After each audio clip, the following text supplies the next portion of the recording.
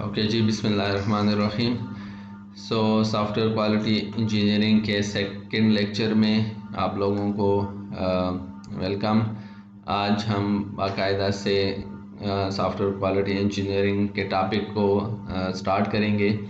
आज का जो लेक्चर है वो हम सॉफ्टवेयर क्वालिटी की जो बेसिक्स हैं, जो फंडामेंटल्स हैं, उनके बारे में थोड़ी डिस्कशन करेंगे ताकि उससे फिर हम आगे ऑनवर्ड इन फंडामेंटल्स के होते हुए और ये हमारे बेसिक बिल्डिंग ब्लॉक्स बेसिकली हम पहले बनाएंगे। वो केस हम देखेंगे कि हमारा फ्रेम ऑफ रेफरेंस क्या है।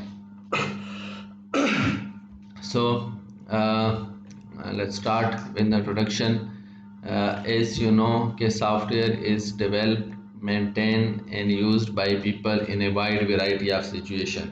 ठीक है कि सॉफ्टवेयर जो है वो डेवलप भी होता है, मेंटेन और यूज़ होता है एक बहुत वाइड वैरायटी ऑफ सिचुएशन में यूज़ होता है। ये आप लोगों के लिए या इस दौर के लोगों के लिए ये कोई ऐसी नई बात नहीं है। हर कोई इस बात को बड़ी आसानी के साथ समझ सकता है कि सॉफ्टवेयर का यूज़ कितना वाइड है। For example you are students, so student create करते हैं सॉफ्टवेयर इन देयर क्लासेस। आपको जो असाइनमेंट्स वगैरह मिलती हैं आप थ्रू आउट अपने इस कोर्स में देखते हैं कि आपको प्रोग्राम्स बनाने पड़ते हैं। सो आप उस तरह का काम करते हैं। कोई एंथुसियास्ट होता है तो वो ओपन सोर्स कम्युनिटी का मेंबर बन जाता है, वो ओपन सोर्स सॉफ्टवेयर डेवलप करता है, या आप ये समझें कि फ्रीलांसिंग टाइप की वो एक्टिविटी करता है। And then there are some professional, वो जो कि सॉफ्टवेयर डेवलप करते हैं फॉर डाइवर्स बिजनेस फील्ड्स और फ्रॉम फाइनेंस टू एरोस्पेस। ठीक है, तो जो प्रोफेशनल हैं वो आप जानते हैं कि वो हर बहुत ही कॉम्प्लिकेटेड किस्म के काम करते हैं। जिस तरह फाइनेंस बैंकिंग की आप एग्जांपल ले लें, कितनी कॉम्प्लिकेटेड बैंकिंग की एप्लीकेशन हो गई। You are doing every transaction now it is online. ठीक है, तो इस किस्म का जो सॉफ्टवेयर बनाना उसमें कितने ज़्यादा इश्यूज़ इन्वॉल्व होते हैं ऑनलाइन ट्रांजेक्शन में और बैंकिंग के सिस्टम में। तो उस तरह के सिस्टम्स बनाना या एरोस्पेस के लिए सिस्टम बनाना तो प्रोफेशनल इस लेवल पे काम करते हैं। सो मीन्स एक स्टूडेंट से लेकर एक प्रोफेशनल तक एक बहुत ही वाइड रेंज है जिसमें लोग सॉफ्टवेयर डेवलपमेंट कर रहे होते हैं। सो इन तमाम ग्रुप में जो हमारे पास कॉमन है वो for all these individual groups, उनमें जो कॉमन चीज़ है वो क्या है कि will have to address the quality problems that arise in the software they are working with. इन सब के लिए, हर किस्म के लोगों के लिए जो बहुत इम्पोर्टेंट टॉपिक है, जो बहुत इम्पोर्टेंट कंसर्न है, वो क्या है कि वो एड्रेस करें क्वालिटी के प्रॉब्लम को। जब उनके सामने कोई मसला आए सॉफ्टवेयर में तो वो उसको एड्रेस करना उनको पड़ता है। चाहे आप लोग स्टूडेंट वो काम करें या कोई प्रोफेशनल वो काम करें, कोई भी काम करें, तो उसको जिस चीज़ से वास्ता पड़ता है जो बहुत ज़्यादा उसके कंसर्न की होती है कि उसके सामने जब कोई क्वालिटी इशू आता है तो वो उसको एड्रेस करना पड़ता है। मीन्स ये क्वालिटी एक ऐसा फैक्टर है कि जो from the very small scale to very large scale इसको देखना पड़ता है, ये कंसर्न रहता है, इसको एड्रेस करना पड़ता है। So this point is the quality is basically common in all the cases. So और हमारे पास ये भी एक सिचुएशन है कि एवरी प्रोफेशन है, जो भी प्रोफेशन है, जो भी डिसिप्लिन है, जो भी फील्ड है, उसका एक बॉडी ऑफ नॉलेज होता है। ठीक है, जिसको BOK भी कहते हैं।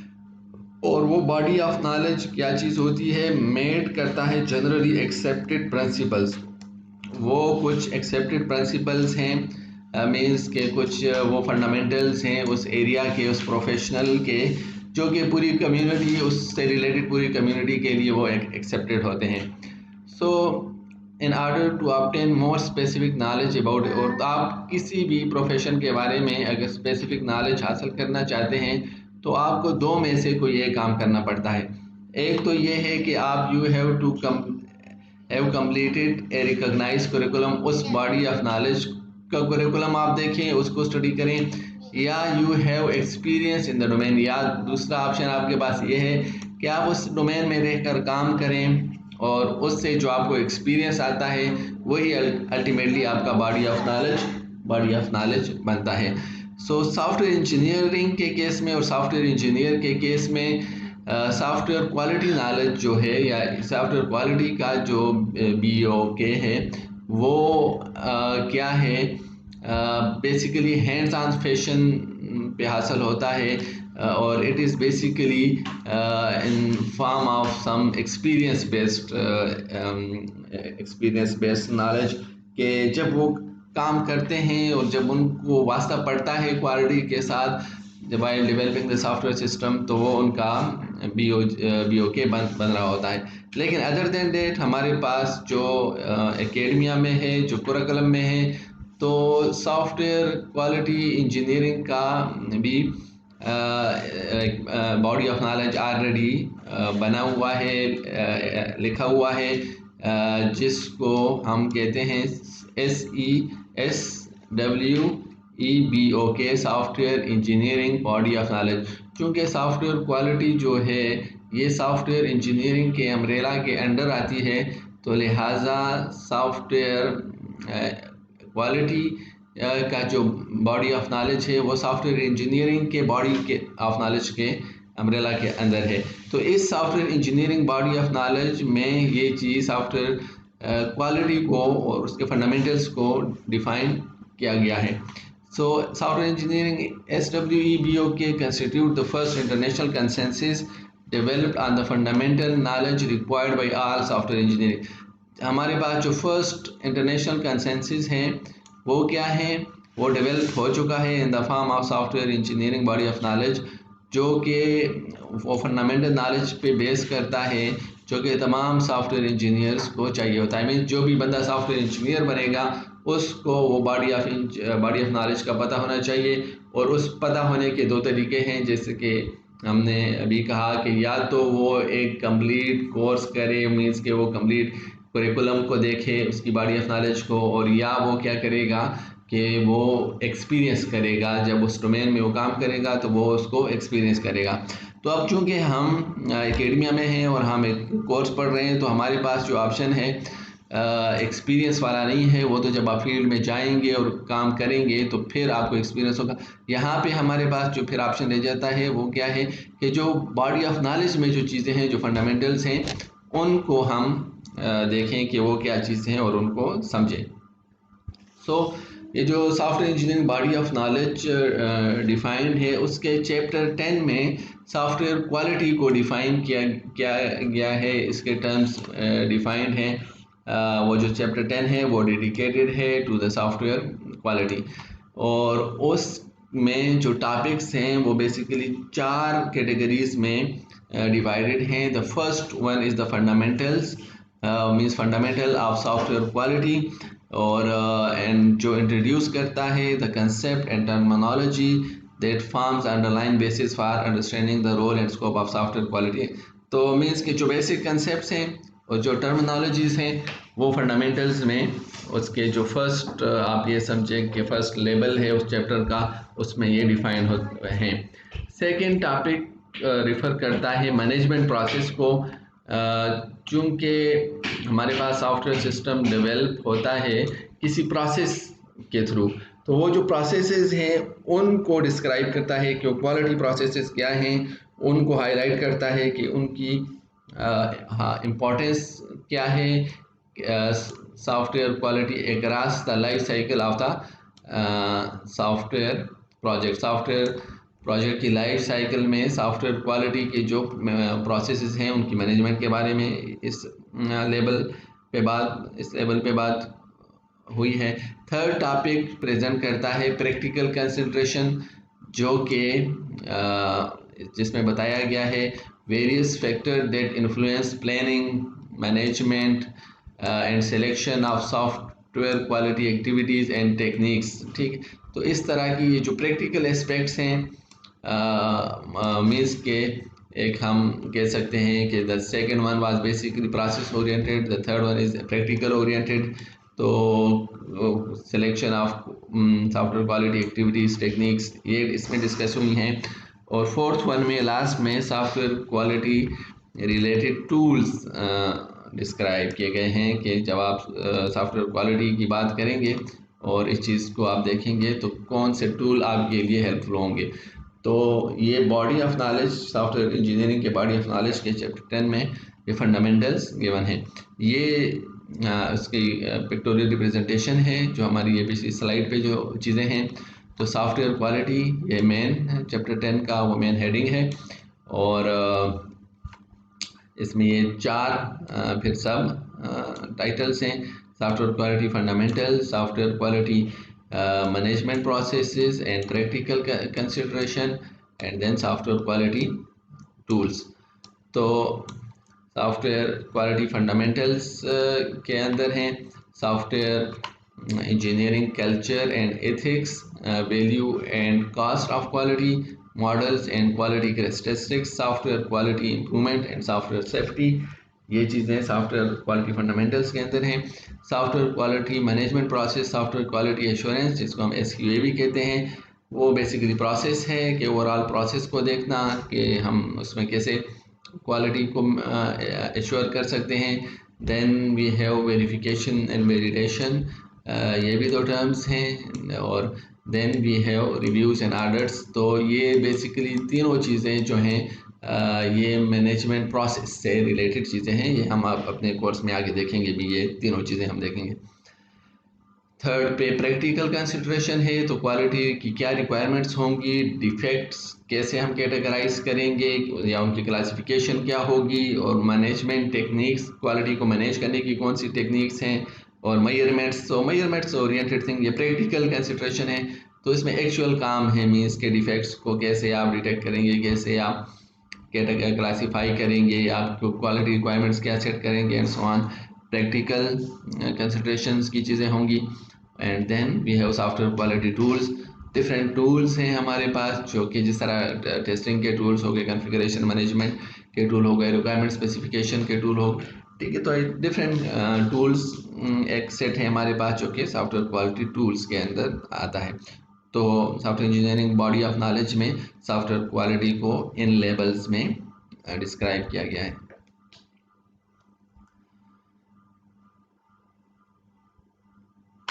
So now defining the software quality, software quality को अब डिफ़ाइन हम करते हैं।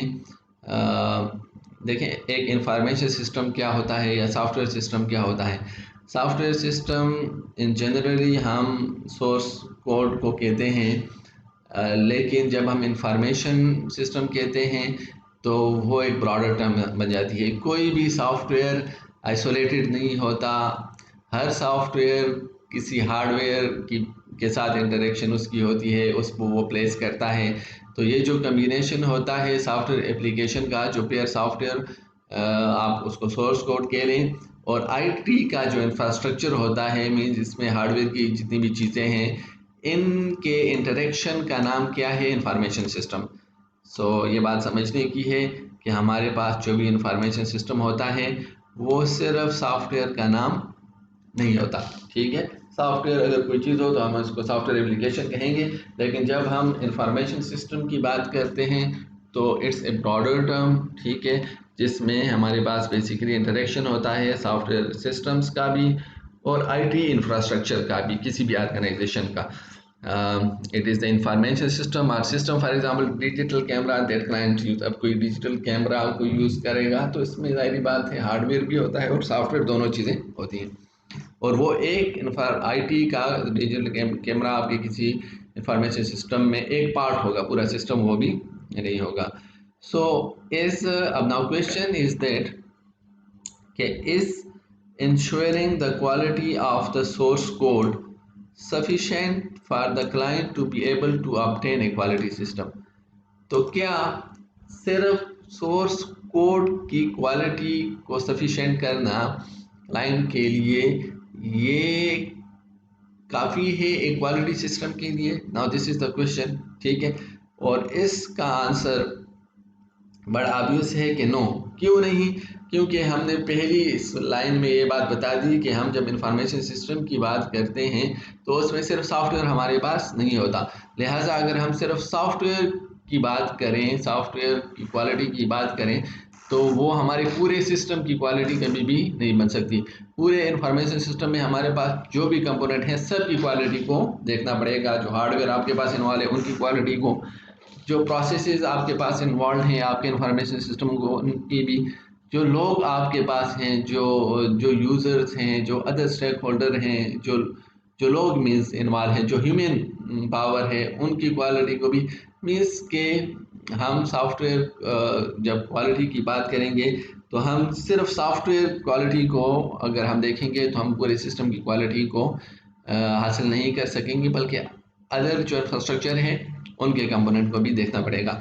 सो the answer is of course not, a system is far more complex than a single program. ठीक है, तो हमारे पास एक सिस्टम क्या होता है, इट्स बहुत कम्प्लेक्स होता है एक सिंगल प्रोग्राम से। अभी जिस तरह हमने बात की कि किसी भी हमारे पास इंफॉर्मेशन सिस्टम में सॉफ्टवेयर सिस्टम जस्ट उसका एक कंपोनेंट होता है, वो पूरा सिस्टम नहीं होता। सो we must identify all components and their interaction to ensure that the information system is one of the quality। ठीक है, तो हमें आइडेंटिफाई करना पड़ेगा तमाम कंपोनेंट्स को।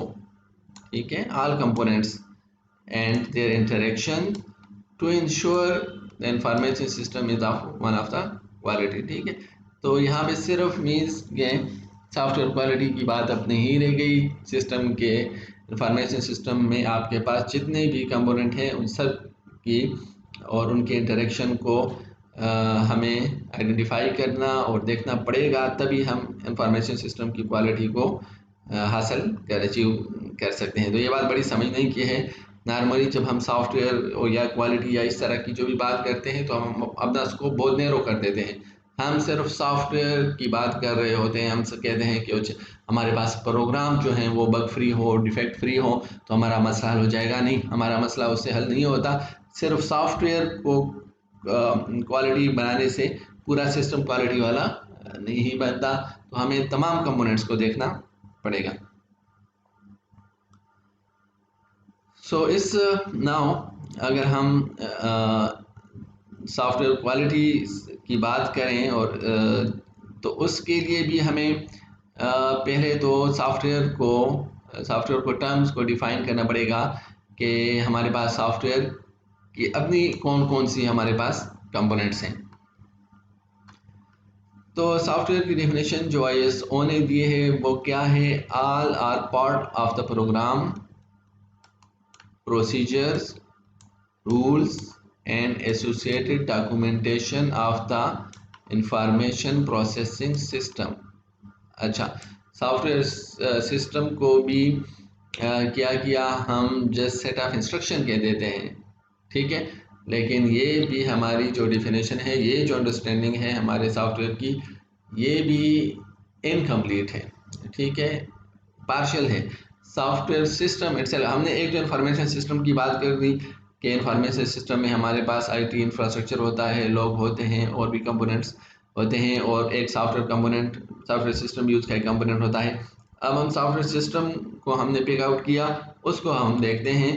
तो सॉफ्टवेयर सिस्टम की जो भी हमारी बेसिक अंडरस्टैंडिंग है वो क्या है कि software system is a set of instruction और इट्स ए प्रोग्राम।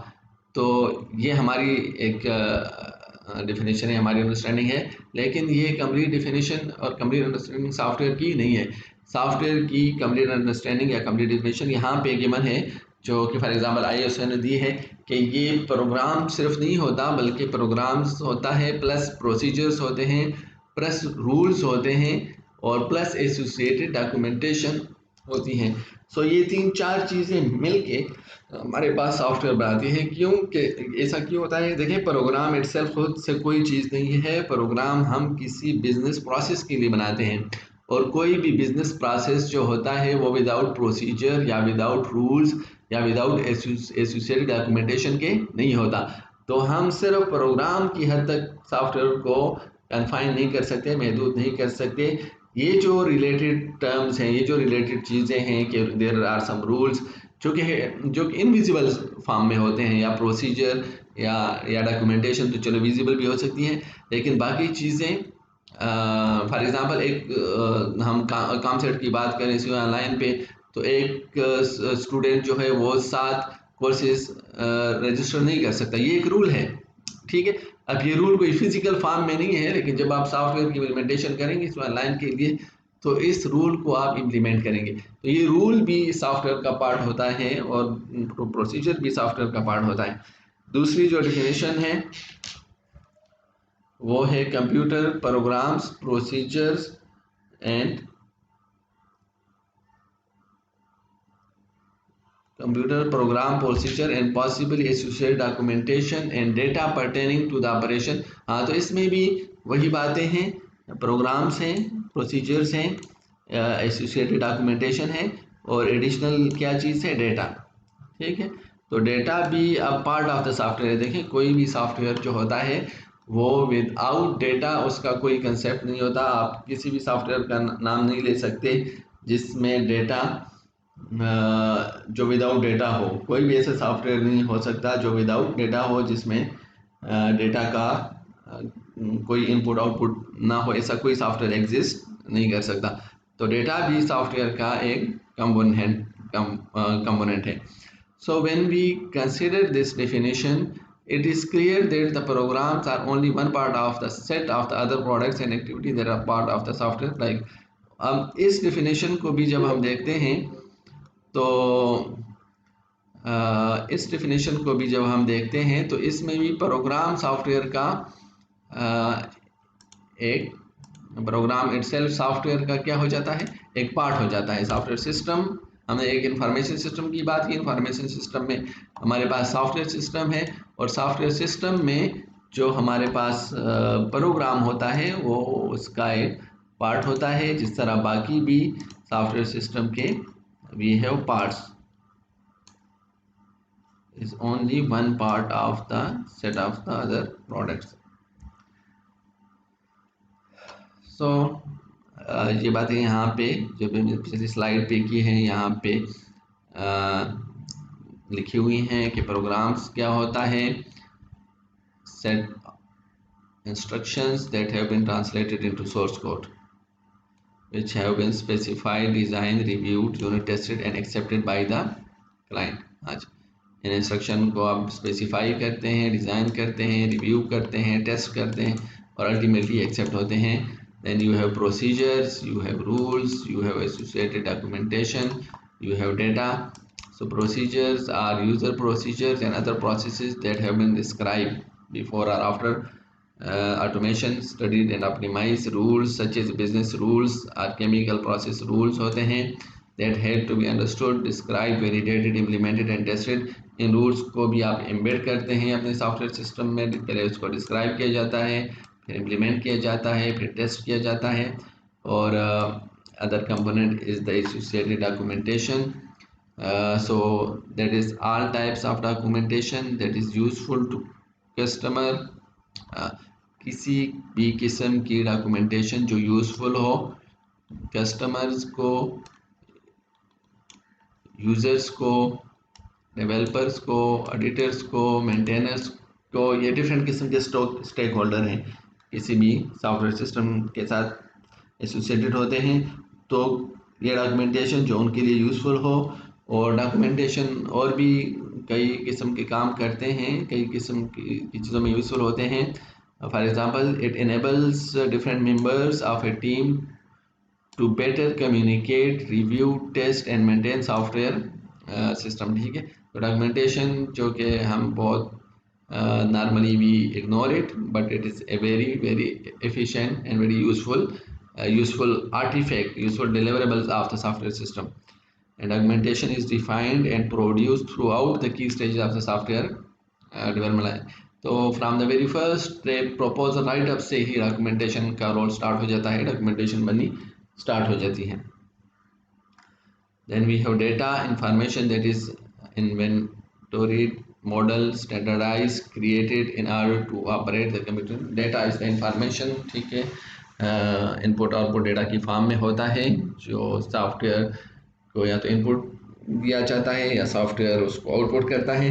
सो ये तमाम almost 5 component of the software system होते हैं. तो जब हम सॉफ्टवेयर सिस्टम की क्वालिटी की बात करेंगे तो इन तमाम चीज़ों को देखना पड़ेगा. अगर इन पांचों कंपोनेंट में किसी भी कंपोनेंट में कोई मसला हुआ तो अल्टीमेटली हमारे सॉफ्टवेयर सिस्टम में मसला होगा.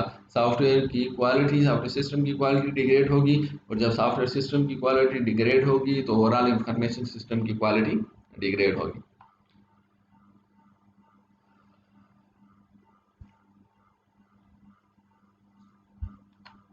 Okay, there are some terms जिनको समझना बहुत ज़रूरी है. Those are errors, defects and failures. ठीक है, कुछ टर्म्स हैं और कुछ इसके अलावा भी टर्म्स हैं जो हम सॉफ्टवेयर सिस्टम्स में और उससे रिलेटेड हम उसको यूज़ करते हैं. फॉर एग्ज़ाम्पल, किसी भी सॉफ्टवेयर सिस्टम में कोई प्रॉब्लम आपने डिस्क्राइब करना हो सॉफ्टवेयर ड्रिवन सिस्टम में, तो क्या क्या टर्म्स आप यूज़ करते हैं. एक ये है कि the system crash during production. ठीक है, तो ये जो क्रैश का टर्म है ये यूज़ होता है. कोई कहता है डिज़ाइनर मेड एन एरर. ठीक है, ये भी एक टर्म है. कोई हम कहते हैं कि after a review we find a defect in the test plan, and then we also say I found a bug in the program today, and then the system broke down. ठीक है, or the client complained about a problem with the calculation in the payment report and a failure was reported in monitoring the system. तो देखें, ये almost 7 sentences हैं और 7 sentences में different किस्म की बात ये डिफरेंट किस्म के वर्ड्स यूज़ हुए हैं प्रॉब्लम्स के लिए. जो सॉफ्टवेयर ड्रिवन सिस्टम में हैं उसके लिए डिफरेंट वर्ड्स यूज़ हुए हैं. कहीं पे क्रैश यूज़ हुआ है, कहीं पे एरर, कहीं पे डिफेक्ट, कहीं पे बग, कहीं पे ब्रोक, प्रॉब्लम एंड फेलियर.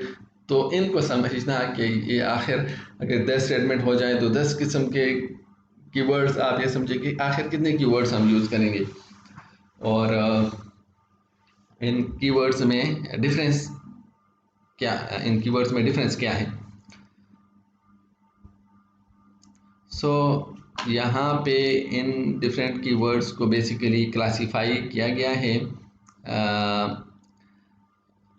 इनको प्रॉपर यूज़ करने के लिए. तो बेसिकली 3 क्लासिफिकेशन है, एरर की, डिफेक्ट की और फेलियर की. और एरर्स को कहा गया है इंसर्टेड बाय ह्यूमन मिस्टेक.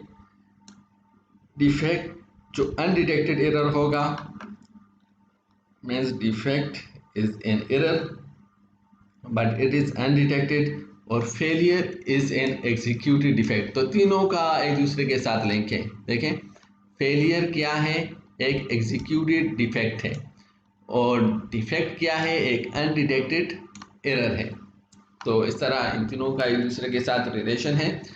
तो ये 3 कैटेगरीज हम यूज़ करेंगे. अब फॉर एग्जांपल क्रैश हो गया या ब्रेक डाउन हो गया या फिर वो फेलियर में आ जाएंगे. कोई ह्यूमन एरर हो गया तो वो एरर में आएगा, कोई प्रॉब्लम ह्यूमन की वजह से है. और इसी तरह कोई अनडिटेक्टेड एरर होगा तो वो डिफेक्ट कहलाएगा. सो failure which is synonymous with a crash or breakdown is the execution or manifestation of a fault in the operation operating environment में जो चीज़ आपके सामने आती है, मैनिफेस्ट होती है एग्जीक्यूशन के टाइम, वो एक फेलियर कहलाता है. और it is defined as the termination of the ability of a component to fully or partially perform a function that it was designed to. हाँ जी, अगर किसी कंपोनेंट की फुल या पार्शियल एबिलिटी ख़त्म हो जाए, टर्मिनेट हो जाए कि मैं वो फर्दर परफॉर्म ना कर सके, तो वो फेलियर कहलाएगा. और द फेलियर का जो ओरिजिन है वो लाई करता है डिफेक्ट हिडन में।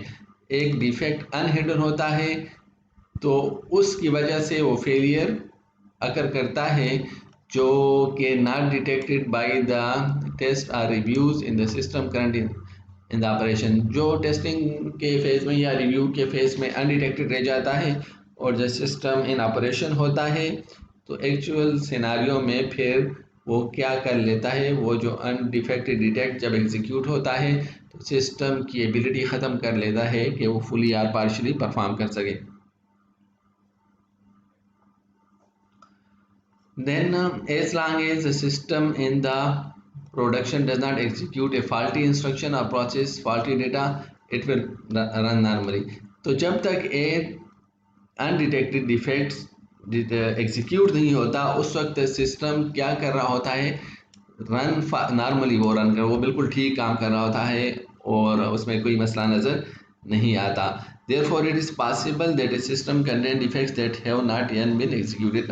तो यूजुअली फिर ऐसा होता है और ये मुमकिन होता है कि सिस्टम बिल्कुल ठीक काम कर रहा होता है लेकिन हम कभी भी श्योरिटी के साथ नहीं कह सकते कि नहीं इसमें कोई डिफेक्ट नहीं है। सिर्फ बात ये होती है कि वो डिफेक्ट उस वक्त तक अनडिटेक्टेड रहता है। तो डिफेक्ट्स जो हैं वो सिनोनिम टू फॉल्ट्स हैं और that are human errors that were not detected during software development, quality assurance or testing।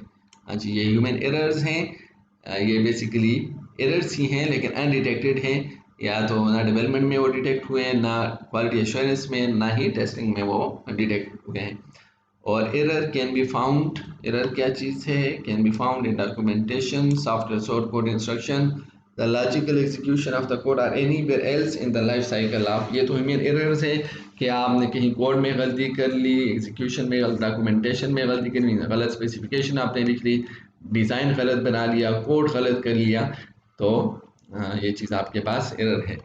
तो ये तीन मेजर टर्म्स हैं, ब्रॉडर टर्म्स हैं जो हम यूज़ होते हैं सॉफ्टवेयर क्वालिटी के कंटेक्स्ट में।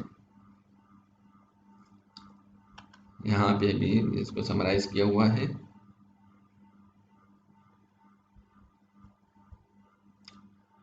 Error is a human action that produce an incorrect result.